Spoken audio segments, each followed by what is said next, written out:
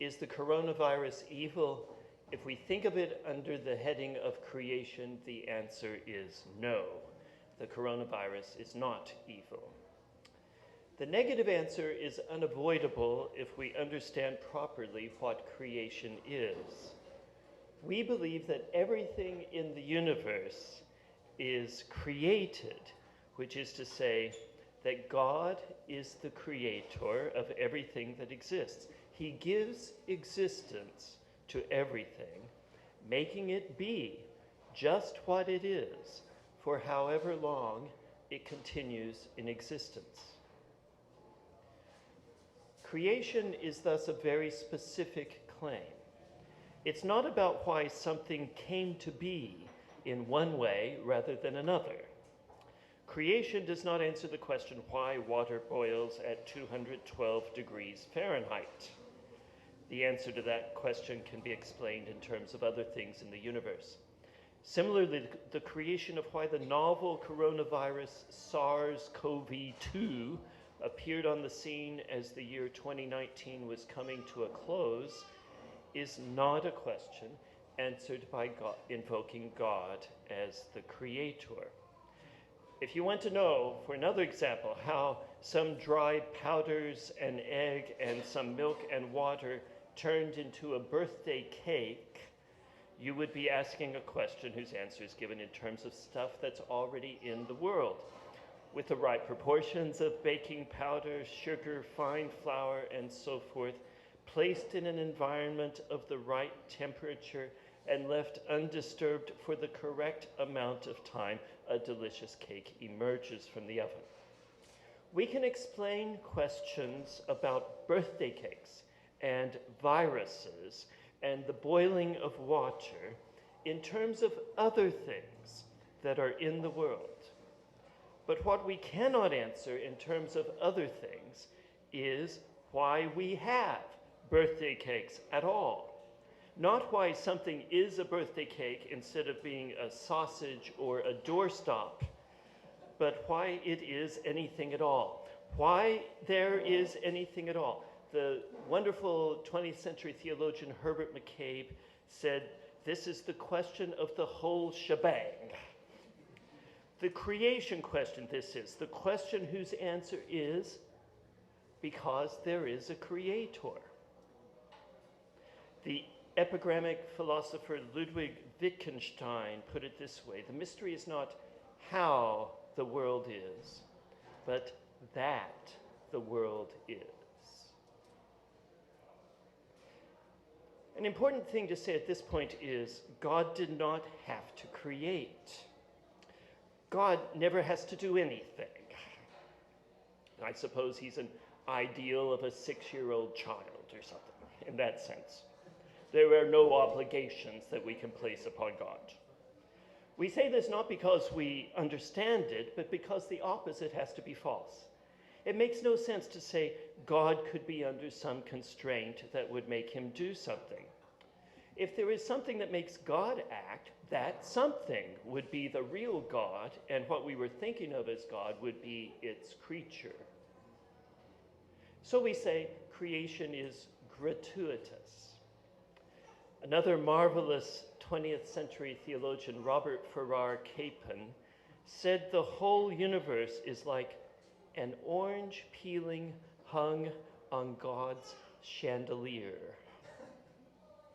It doesn't have to be there, but inexplicably to us, God seems rather to like it, and so it stays. Which is to say, there is no reason for you and me to continue in existence for another second. No reason for the whole shebang to go on from moment to moment. No reason for that orange peel to keep on hanging there. God's creation is not so much a beginning of the universe as it is a holding of the universe in being. Yes, God created you. He seems to have done so at that wonderful moment when a lucky sperm cell won the race to the egg. But God also creates you every second. Take a breath. He just did it again. That the whole shebang keeps on going is a sign that God likes it. In a sense, to believe the world is a creation is to set ourselves the task of learning to find the world likable. Try this on for size. If it exists, it's beautiful. This seems to be true of things like sunsets, but what about things like squeaky music or diapers? Imagine you are living in a house with a child who is learning to play a violin. The sound is painful, like fingernails on a chalkboard. Remember, children, we used to have chalkboards. But it's also necessary, part of the birth pangs of a string musician. Listen carefully, and you just might hear some amazingly lovely tones of growth. Or the example that's more tangible, changing a diaper. It's smelly, it's a situation where disease might be transmitted, one needs to do it right. But it's also a way of showing love, of caring for another person. So there are moral consequences to believing in God as creator. We start trying to like the world, and that can lead us to change how we treat the world. So, try this on for size. If it's real, it's good. This one doesn't seem right, does it? Hurricanes hit the coast and cause death, illness, wreckage, moldy conditions, homelessness, and more. They are very real and they don't seem good. What good is a hurricane? But that understandable question nonetheless seems to have an answer. Hurricanes are a feature of the earth having the atmosphere that it has. I'm no meteorologist, not the son of a meteorologist. But I'd guess that to get rid of hurricanes, we'd have to stop the Earth's rotation. And if it didn't rotate, it wouldn't be the fertile planet that it is. Hurricanes are one of the things you get when you get the Earth. Thinking about hurricanes can move us from an initial sense of their badness to a place of humility about our ability to judge badness. Although they don't seem good to us when and where they happen, indeed their human consequences can be horrific, hurricanes are nonetheless a feature of a good, rotating, life-supporting earth. We call them bad because they can hurt us, but in the big picture they have their place. So try this on for size. Even dangerous reality is good. Goodness, it seems, is not human-centric. When God likes that orange peel, it's not because it guarantees a life free of danger for human beings. He likes thunderstorms as much as calm, sunny beaches. They are all real and beautiful and good.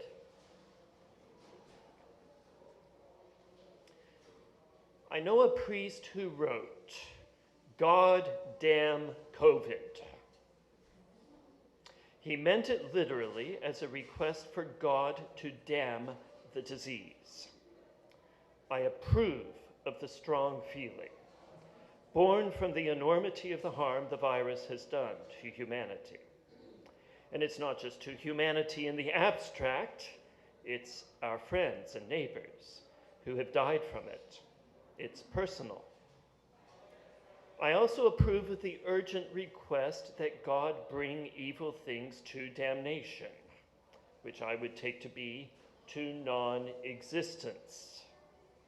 Send the virus to hell is pretty much the same as send the virus to non-existence, although I cannot make any sense of the notion of asking a virus to be punished. Some scientists have tried to make mosquitoes infertile as a way of fighting malaria. Apart from the matter of unintended consequences, it's a long way from mosquito contraception to mosquito damnation. But despite all this, is it true that the virus itself is a bad thing? Bad for us? Undeniably. Bad for the planet as a whole? Possibly. But bad in itself? I confess I find it a visually beautiful particle, an individual of this virus, this severe acute respiratory syndrome coronavirus 2, when enlarged to a size that we are able to see it. A poet might even call it regal, playing on that word corona. Also awesome is its canny capacity to co-opt a host cell and cause it to multiply copies of the virus, an undertaking of awesomely intricate complexity. Molecular biologists who study it learn about an incredible yet tiny thing. Indeed, that we can know about it anything at all induces amazement. If it weren't killing us, we'd gladly acknowledge all this beauty. All viruses are awesome and mysterious, yet so tiny. I am told that if we queued up 100,000 virus particles in a straight line, it would still be shorter than an inch. Well, for big fat viruses, maybe 2 inches. But for little skinny ones, just 1/10 of an inch. Yet, what are they? Metaphysically, they are strange, exceedingly strange. Viruses exist on the borderline between living things and inanimate matter, neither themselves alive nor exactly dead either.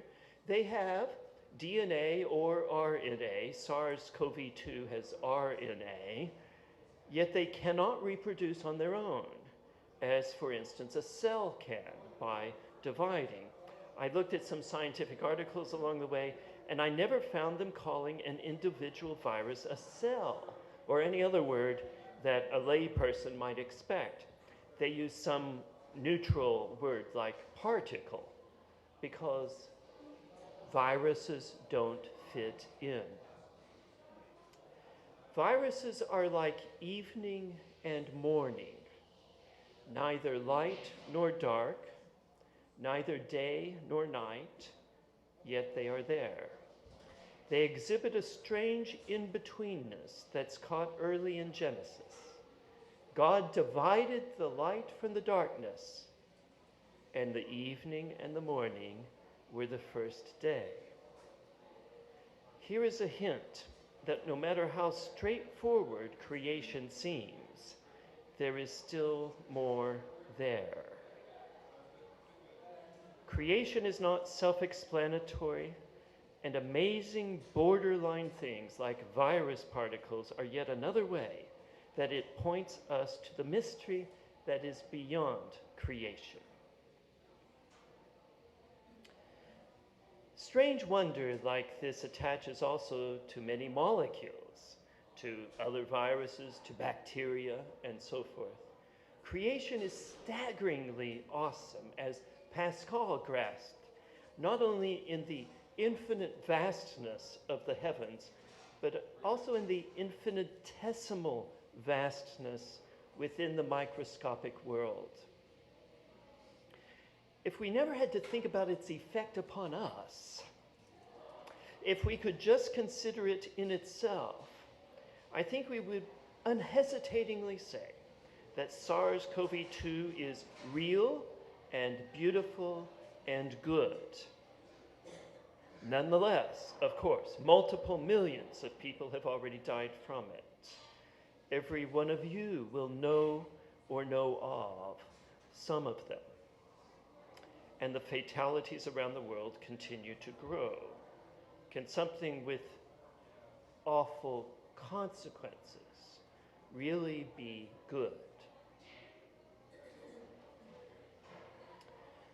In my book, Losing Susan, I have a section called The Second Best Book of the Bible. And a little bit later in the book, I have a section called The Best Book of the Bible. And I hate to spoil this for you, but I'm going to. I consider the best book of the Bible to be the book of Job. When Job is grievously tormented by disease and the loss of his children and his possessions, he refuses to take a simple answer. In fact, from the beginning of his troubles to the end of his book, there is no answer in words that satisfies him. Yet in the end, he is satisfied. What satisfies him is not an answer, but a walk with God on creation's wild side.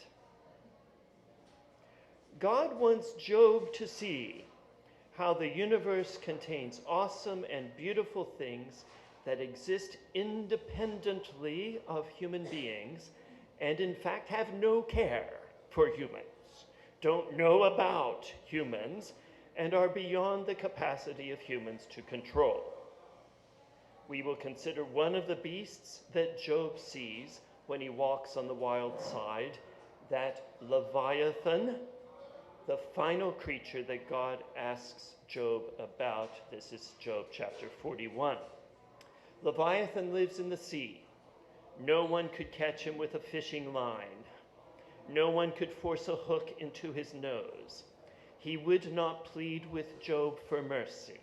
He would not make a covenant with Job. He will never sport about with Job.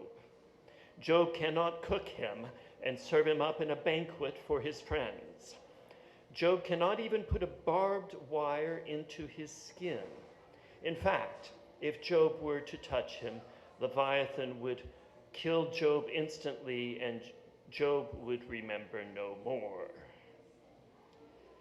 This is not the last thing that God says to Job, but we can see the point. Leviathan is covered with a hide of scales, such that nothing can harm him, and he can destroy any other creature that might come in his way, and he would do the destruction without even thinking about it. Let it sink in. God has made a creature that can have no interactions, no fellowship with human beings. Nonetheless, this creature in its own way is real and good and beautiful, awesome in his power, his strength, his movements, his firm and hard heart, his impenetrable skin. And here the penny drops. Job's affliction was in his skin. Job sees that he and Leviathan are completely different. From a walk on the wild side, Job learns, God brings him to appreciate that the universe contains things he can never live alongside. And simultaneously with this insight, Job becomes grateful that God has made a place within the universe where a vulnerable man can live with other vulnerable men and women. The place God has made for Job is not a safe place, but it is a human place, a place of kin and neighbors and friends. When we believe in God as creator, we begin an adventure that asks us not only to try to see creation as beautiful, but challenges us not to see ourselves as the center of all things. The creation that God likes, that nothing forced him to create, that he could stop holding in being anytime he wanted, but he has promised through Noah that he will not. This creation is not safe. So to believe in God, this adventure of believing in God, is not to start on a journey that takes us into safety. In fact, it takes us out of safety. To walk with God is sometimes to walk on the wild side, the place where the Leviathan dwells, a place where viruses lurk. I can't see why anyone who reads the Bible would think the point of having faith is to have a safe life. Safety. Tell that to Jonah, swallowed within the belly of the fish, or later scorching in the heat of the desert sun. Tell that to Job, impoverished and covered with sores. Tell that to the disciples as their teacher expires on the crossbeam. Creation is vast and awesome and fascinating, but it is not safe. God makes a world that has lots of things in it and huge expanses of space with which and in which no human being could live.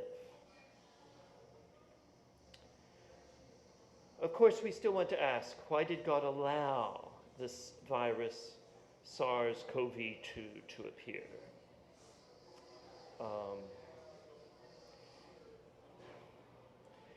It seems hard to give the answer. It's hard to give the answer because we are, once again, I say, aware of the vast harm the virus has brought to human life all over the world. And to spell out a few of those harms: deaths, hospitalizations, isolation and fear of catching it, depression that follows upon human isolation, shutdown of communal activities, uncounted economic loss to be paid by the next generation, yea, even by the children who have been deprived of communal instruction and formation, in some places continuing now. The toll of the virus, yet immeasurable, is certain to be immense. How can such a thing be good? How can God allow such a thing? Still, we do have the tools to answer it. It is good because it exists. Just as Leviathan is good, and for that matter, buzzards are good. The virus performs its activity with amazing cleverness on a microscopic level, and so on.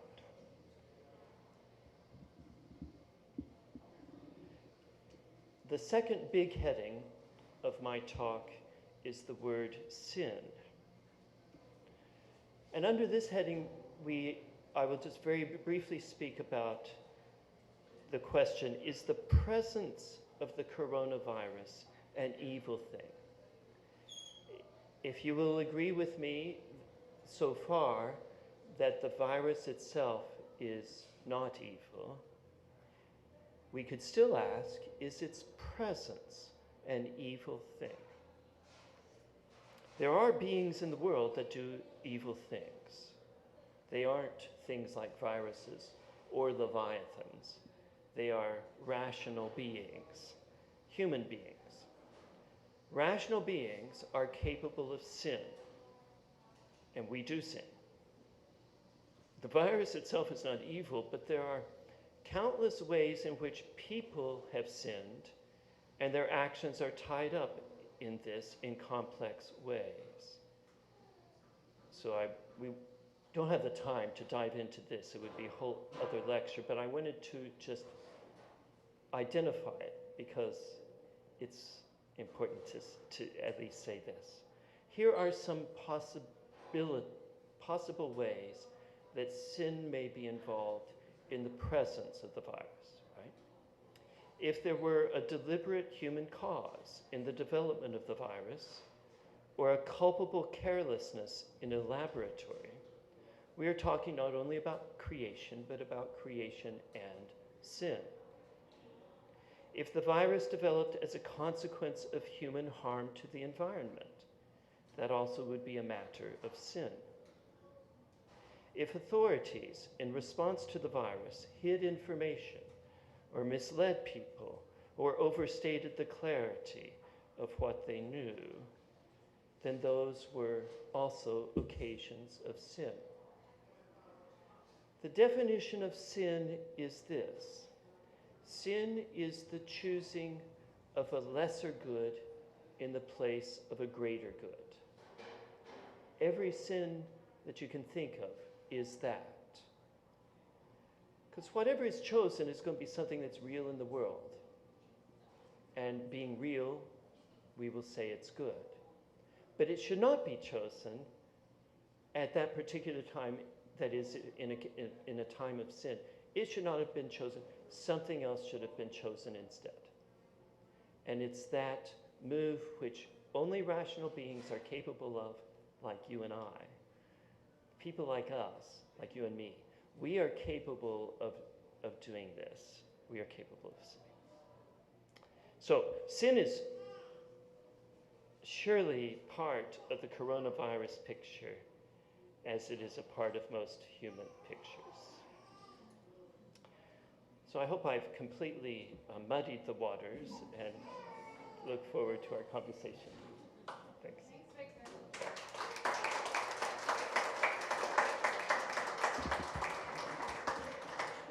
All right, so we have time for questions.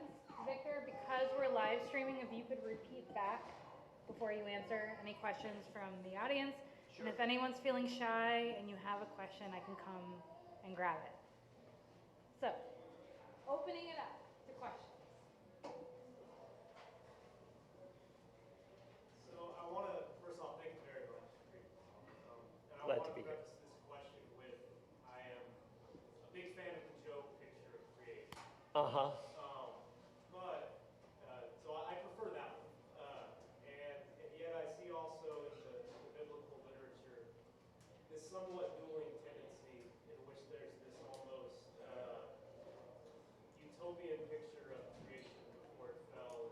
And we have these ideals of a vegetarian Eden and Yes. lions and lambs not fighting each other and stuff like that. So how do we reckon these seemingly contradicting pictures of creation?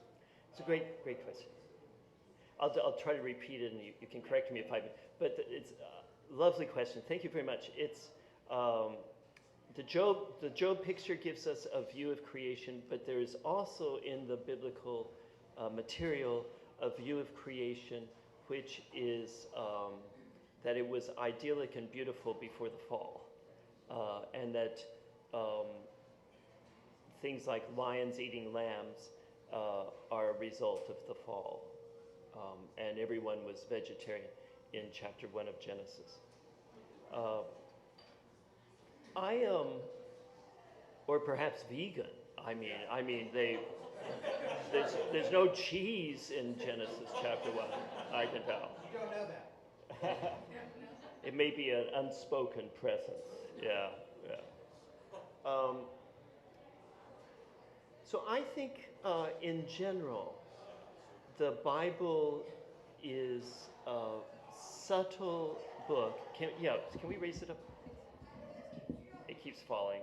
I must be knocking. The Bible is a very subtle book, and it's that way, I think, because human reality is very complex. So somehow both those things are true. I mean, Genesis 1 is structured to say that the human being is the point of creation. The sixth day ends with human beings being created, and they are the summit of creation, and they have charge over everything else. And that charge does not extend to violence or eating or anything like that, but it is called dominion, which is a very strong word. So we have that picture, but immediately we have another picture in Genesis 2 of the human being as a very humble thing. The man is created early on in Genesis chapter 2, and his job is to dig the soil. There aren't any plants yet because there was no one to till the soil. So he's humble. He's down there with the hummus. He's down there with the earth, right? So it's like, if you want to talk about human beings, you're going to be talking about something that's both high and low at the same time. Something that's both the kind of the point of God's creation and yet not the center of creation. And there's no easy way to put all that together. And I think that's why the Bible is a mess. Because not because we're a mess because of sin, but that we're just God created us in this very interesting, complex way that goes beyond grasp. So you get the idea that he's creating, like God is creating right now, and then right now. Yes. And I guess for me, the sort of the inverse, or the argument that I have had to make, is why not? Why is it that winding it up and just letting it go once is the same thing? Good question. So the question is, I assert that by creation we mean God giving existence to things, and that means holding them in existence. And it's a distinct notion from beginning. And why couldn't we just say that God set everything in place, wound it up, and then let it go, and understand that as creation?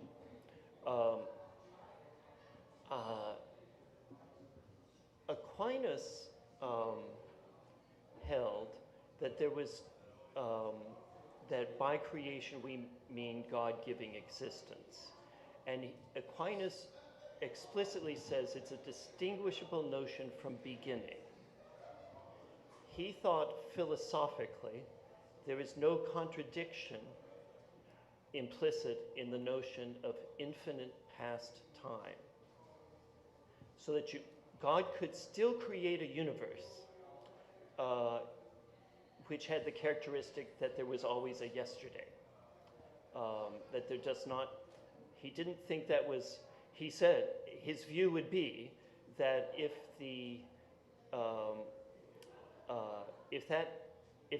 a notion is self-contradictory, then God can't do it. God can't make a square, something that's a square and a circle at the same time. But if there's nothing contradictory, and he didn't think there was in infinite past time, then the creation could have been that way. And whether there's infinite past time or not, then would be answered in one of two ways.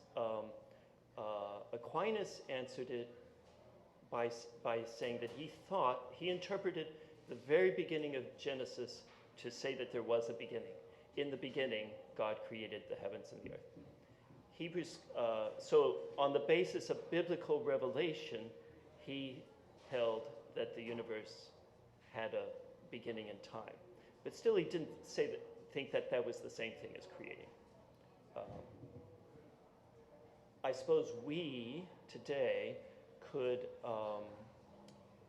we are in the position of being unable to answer it scientifically. And I think in principle, it's unanswerable scientifically. The universe is 13.7 billion years old, I'm told, on authority.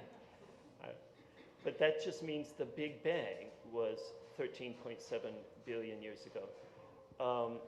If there had been a previous universe that collapsed into a singularity of the Big Bang, all memory of that would have been wiped out in the Big Bang. So there could be, infinite past universes. No problem, I think, for theology, whichever of these it was, because God is the reason it exists. God's not. God. The get-go. I may have given too long of an answer that avoided your question. But, thank you.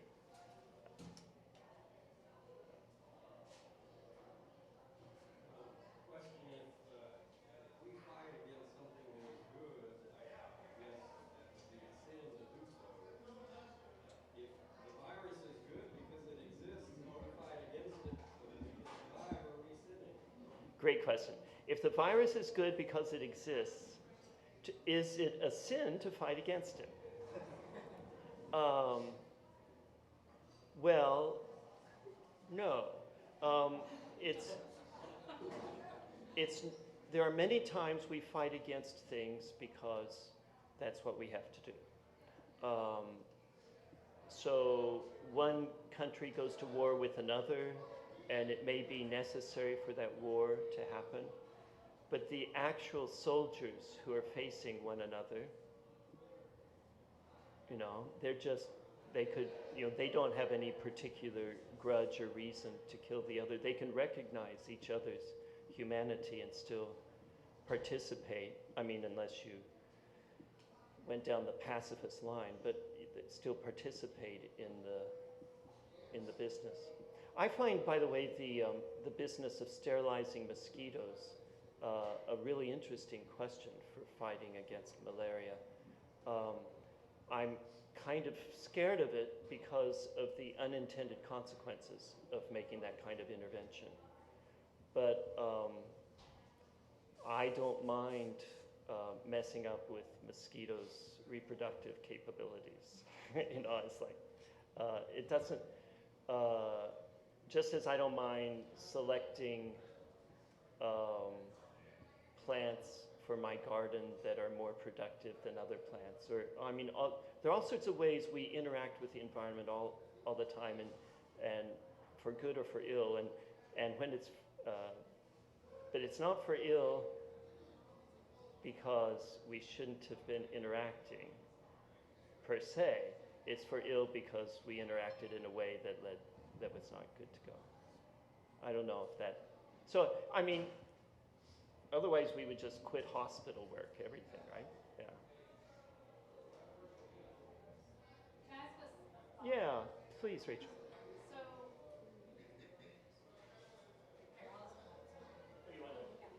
so it's a great question. And I was thinking that to fight against something, we have to be fighting against something that is a foe. But this virus is not, it can't fight back, it just is being.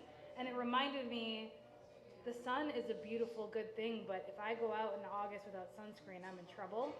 But I don't think I'm fighting against the sun and the beauty and the good of it for sustaining all life by also putting in confines that allow me to live without blisters and skin cancer. And there's something about, we fight against flesh and blood and spiritual principalities, but not inanimate objects that just are, that we choose how we relate to them, that it's on us, not them. Thank you, Rachel. That makes me realize, and maybe I would want to change my vocabulary here. It is a sort of metaphorical use of the word fight to speak of fighting cancer or something like that. Yeah, the war on drugs, or, I mean, we have this kind of language that's common, but maybe we should think about it. Yeah, yeah. Versus fighting, me fighting you is very different than me Yeah, fighting yeah. Trying to restrain a criminal from doing an evil act. I mean, even on that note, the language of a virus hijacking a cell and forcing it is a metaphor. Right? The virus has no. That's language that we use. What people do to each other, right? So the virus is not out to get us. It's just doing what it does. It's just doing what it does. But it does. The question is about the language of hijacking. When we say a virus hijacks a cell to do stuff, but it does. It does hijack. I mean, in a certain way, that metaphor makes sense to me, because it's taking over a cell and tricking the cell into multiplying it instead of the cell multiplying itself. I suppose it depends on if hijack has malice intent behind it or not. Of course, it has no malice. It has no malice. Yeah. I think the creation's fallenness, and creation isn't good, but the fall has happened, creation's distortion, evil being part of the created order somehow. I don't know how that fits with this. Yeah. The question is about the fallenness of creation, and I suppose implicitly the question is why use the word good for a fallen creation? Yeah. I think in the world to come, John Polkinghorne, as you may know, is a scientist, theologian, died not too long ago. He's a wonderful, humble, and brilliant guy. He talked about, it was speculation as a physicist, but talked about the world to come as being, here it is. Our current universe, the world that we have, has evolved through the interplay of chance and necessity. It's through that interplay, for instance, that complex carbon-based life forms like you and I, like you and me, have I done that twice tonight? Were possible, that we became possible, right? 5 billion years ago in the universe's history, we would not have been possible. So it takes, it takes this interplay of chance and necessity for there to be the possibility of people like us in the universe. It's the same interplay of chance and necessity playing upon random variations that brings cancer about.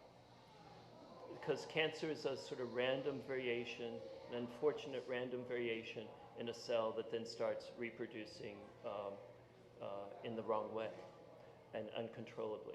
So it's that is the characteristic of our world. Whether we want to call that fallen or not might be going back to kind of the first question: are we talking Genesis 1 or Genesis 2? But it's in our world. Well, Polkinghorne said that the world to come will not be characterized by that, but will be characterized by living on the Spirit of God, whatever that means. So that the our life now is a life that's sort of run by nature as we have it. Our bodies and our life in the world to come will live on God's Spirit. Anyway, it's obviously a knowable mystery what the characteristics of that life will be. But that's sort of Taking the mosquito yes. and malaria, Yeah. which in turn sickle cell provides protection against malaria. Yes. Yes. So complicated. Yeah. Yeah. The observation is the mosquito and malaria, but also sickle cell condition provides protection against malaria. So things that can be bad also can be good for it. Things that are harmful to us can also be helpful to us. There was another hand going up. Yeah. So I understand and appreciate the idea of sin necessitating intent, whether it's good or bad, whether it's sin. And what I was wondering is, does evil have to require intent? Because if you consider what good is, so the Garden of Heaven, so what Paul's idea and creation idea is that God's presence in sustaining rule is present in both. And then we have this in-between period where God has actually moved away from creation. He separates himself. In the garden, he's no longer walking face to face. We need a mediator through the Holy Spirit. And so, does evil require intent? And is things like hurricanes and viruses therefore not actually evil because they are the destruction or the decay of God's creation? Yes. So the question is about intent, the relationship of intent to evil. Does evil require some sort of intentionality? I think I think hurricanes are a feature of the world being a good world. That is, the world being what it is. There's a simple argument: it's better to live in Waco than Houston, right? Something. No, not really. Hurricanes are because we have tornadoes. But weather events that are harmful to it, like even just like the sunshine that Rachel was talking about, things that are obviously good and necessary for us can also have harmful effects upon us. That's not really where we would say evil is, because we would say all those things are good. But if we were doing things that increased the harmful, let's say, if we could do things which would mitigate the harm of these foreseeable events that are harmful to human beings, and we chose not to do those things, that is where there could be sin, because we would be avoiding doing a good in order to do some other, say, lesser good. I thought about this sometimes with regard to tsunamis. A wealthy country has the ability, and I think many do, of having warning systems, so that if a tsunami is coming, there is time to reach protection. If we avoided offering such warning systems for a sin, that's where sin might enter into it, a decision not to offer such a thing. And that's where the intent would be. So the intent is, I choose to intend an act is to aim at doing something, and sin is to aim at doing a lesser good when one should have aimed at a higher good. Do you want to say more about that? So maybe follow up with another question. Could life-destroying tsunamis have happened before the fall? Pardon me? Could life-destroying tsunamis have happened before the fall? Could life-destroying tsunamis have happened before the fall? My question is not about the intent, about simple intent. It's about whether the domain in the presence of destructive capacity requires intent.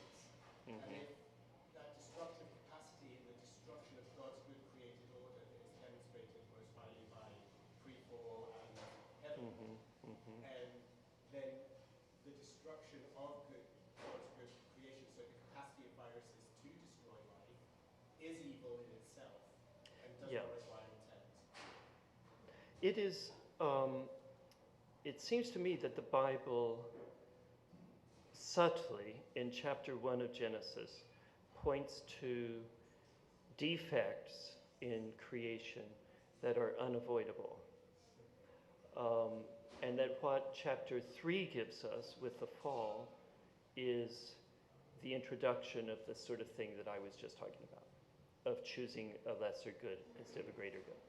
So that's sort of sin. So the clues are small, but on the third day of creation, God says, let the earth grass.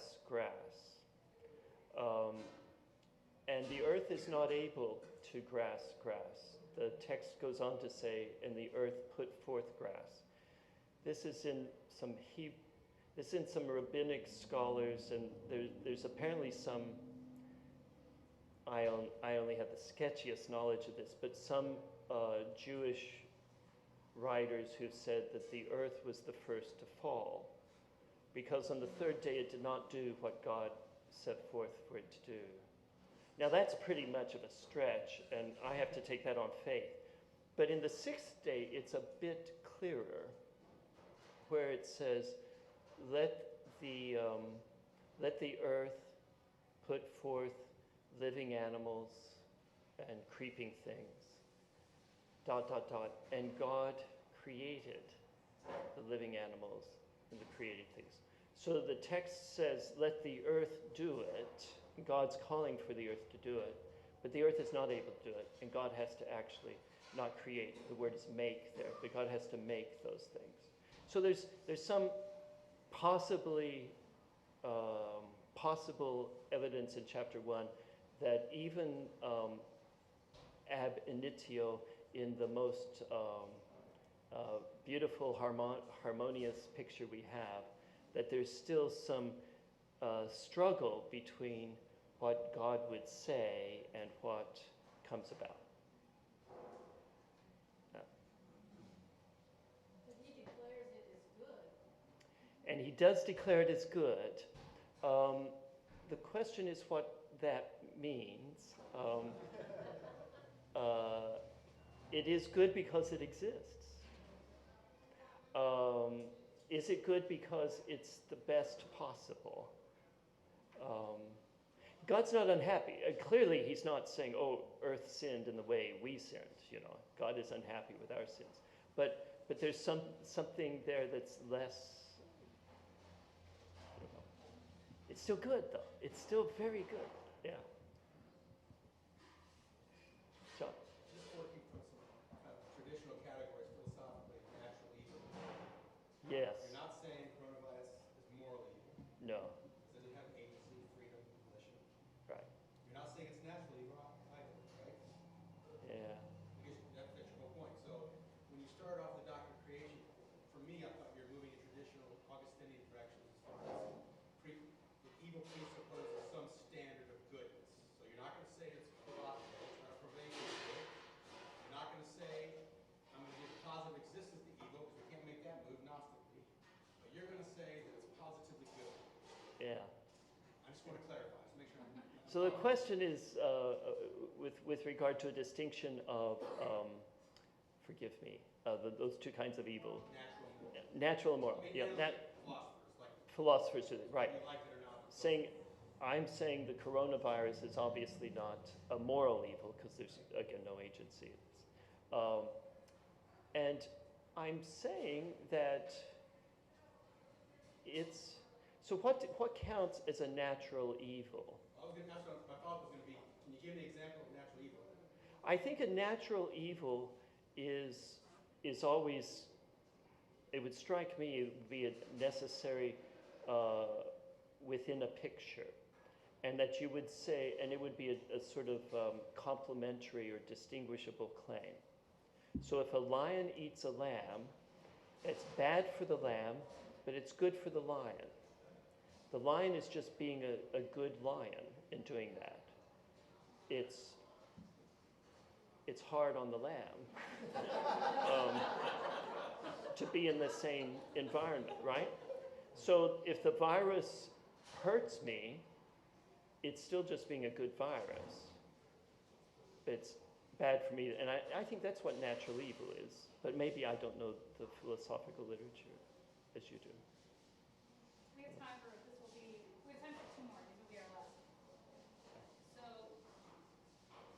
basically, in terms of natural evil, it's all in the eye of the beholder. I mean, it's in the eye of the beholder, right? Because a tsunami is disastrous for humans, but not for the lobster at the bottom of the ocean. Oh. It doesn't bother the lobster, right? Yeah. So it's evil is what is evil to the recipient, which is what you're saying about the. Yeah, evil, so the question is a bit more about natural evil. Yes. And that the evil depends somehow on one's perspective, I think I would say. If the tsunami is destroying your village and killing 1,000 people or whatever, obviously that's bad for those people. But the tsunami exists in the first place because the Earth has this core, and if the Earth didn't have that core, it wouldn't be the wonderful, fruitful, living place it is. So we don't have to say the lion is bad because it eats, and we don't have to say the tsunami is bad because it kills people. Yeah. It was. So, jumping off of that, that kind of implies that you couldn't make a nice, happy Earth without hurricanes and tsunamis and predators and viruses and all those sorts of things. So, if there's some sort of force that's forcing habitable places to have tsunamis and predators and viruses, that's a constraint on God, isn't it? Well, is God constrained when we recognize that 2 + 3 = 5? Or is God the reason 2 + 3 = 5? So if he's holding the universe in existence, then this is what it is. But there is another question, which is, why didn't God make a better universe than he did? Right? And unfortunately, the only answer that human beings are able to come up with for that question is, we don't have any place to stand to ask that question. Because the question is, in a sense, to ask, why isn't God doing a better job of being God than he is doing? And that implies that we know what God's job is, and that we could say it. And thus, we would be sort of turning ourselves into creator. But I was at a debate once when Peter Singer said just that. He says, if I were God, I wouldn't have all this disease. Great. All right. Well, let's And you can find his email online and send him all kind of emails and thoughts. I'm sure you would welcome them. But thank you for coming out. We'll see you next week with Dr. Elise Edwards, and we're going to come very much into the realm of human evil next week. So thank you.